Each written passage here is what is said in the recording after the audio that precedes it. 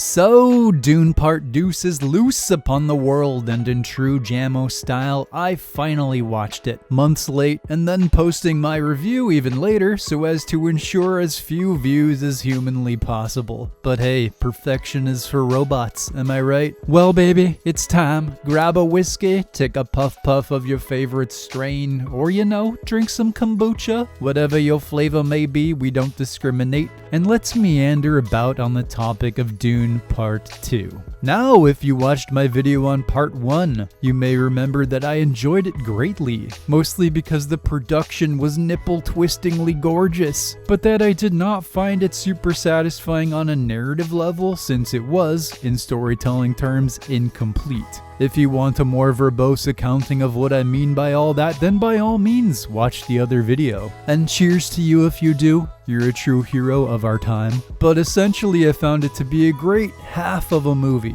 I knew that Part 2 wouldn't conclude the saga, despite the fact that I incorrectly used that very word. Hello, I studied English at Berkeley. But hey, once again, perfection is for robots. But what I wanted it to do was complete the narrative arc of the first movie in a satisfying way. And of course, to still have that nipple-twistingly gorgeous production, which seemed like a given. There are also just so many cool scenes, and we'll discuss some of those later too. But where do we start? I mean, the production is as good a place as any, man. It's just as phenomenal as the first part, maybe even slightly better. But it certainly feels cohesive in terms of visual and sound design, cinematography, world design, quality of acting, and every other technical element you could possibly name. Denis Villeneuve is just a fantastic director, and he's just getting better. The whole thing is like the inverse of Zack Snyder and Rebel Moon. And yes, I'm gonna keep making fun of Rebel Moon because it's the most embarrassing thing ever. And more appropriately, I just find it interesting that we're somehow graced with some of the best sci-fi and some of the worst in what is so far a two-movie format right on top of one another. Dune even has that dour Zack Snyder tone, except it's well done. Anyway, enough about that, let's continue. We all know Dune looks great, but what about the story? Was the promise of the first film fulfilled?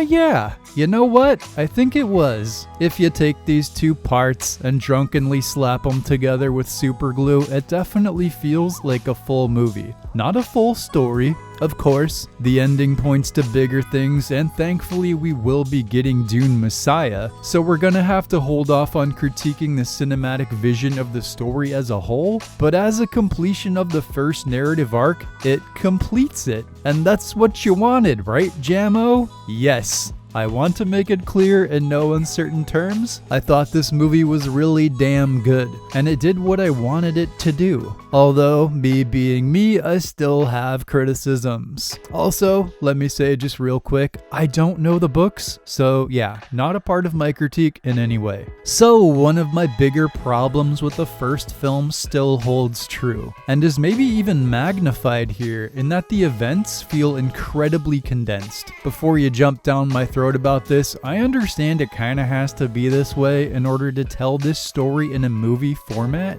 but it was still distracting to the point of being downright disorienting at times. For example, there's this scene where skinny butt Paul Atreides, aka Muad'Dib, has to go on a cool journey by himself across the desert to prove himself. And I was like, ooh, this should be fun. We can see the culmination of all that he's learned, told visually like you do in a movie. Very much Luke in the cave sort of thing. But then we just cut to like weeks later and everyone is eating desert porridge and celebrating and probably having very sandy sex off camera, and I was like, what? Where was that scene? What about the cool journey you just teased? And that's indicative of much of this film. It feels like a highlight reel, where choice moments are plucked from a much more verbose timeline. This is a common attribute of books adapted into films, I understand that, but it feels especially egregious here for whatever reason. The movie is comprised of very cool, very impressive scenes, but in between those scenes, it's like latter season Game of Thrones. Everyone is just warping around the map, taking months-long journeys in the span of a movie minute. I said it about part 1 and I'll say it again, this should have been longer.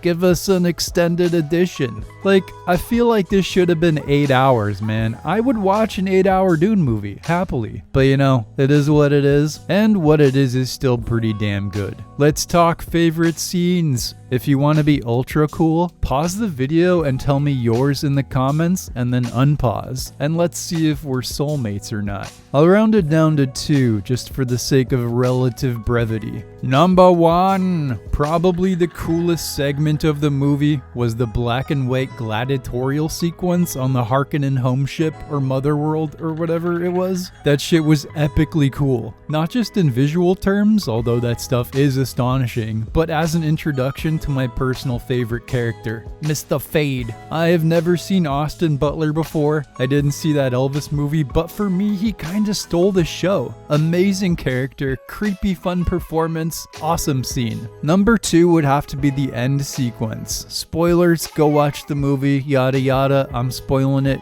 The character of Paul Atreides, as portrayed by Tiny Tim, is not my favorite part of these films. He's a good actor, and he works well enough, but I can't say I like him. For me, he's more a metaphor on the danger of messiahs than a fully realized character, at least in the film, but the way this pays off is pretty spectacular. And for somebody not familiar with the books, the realization of his plan to essentially rise from fringe desert warrior to become emperor in one elegant chess move was extremely well realized. Not to mention the revelation about Paul's bloodline, which in retrospect makes complete sense because it further elucidates the nasty, scheming nature of the Bene Gesserit. So that was an amazing scene. Amazing ending. Although I'm also sad we won't have any more Fade or Baron Harkonnen because I love those characters and both actors did such an incredible job. And there's some runner-ups. Shout out to the revelation that the Fremen keep the water of their dead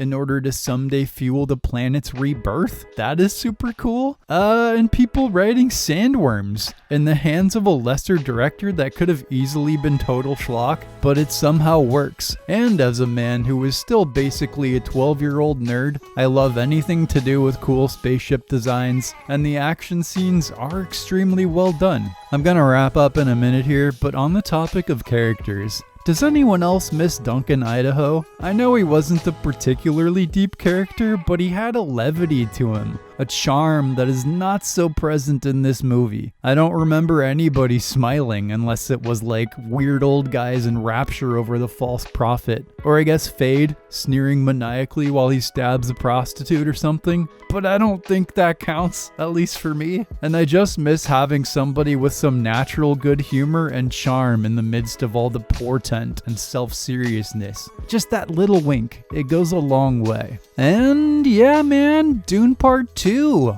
Overall, it's a win. Although I gotta say, it is all gonna hinge on how they do Part 3.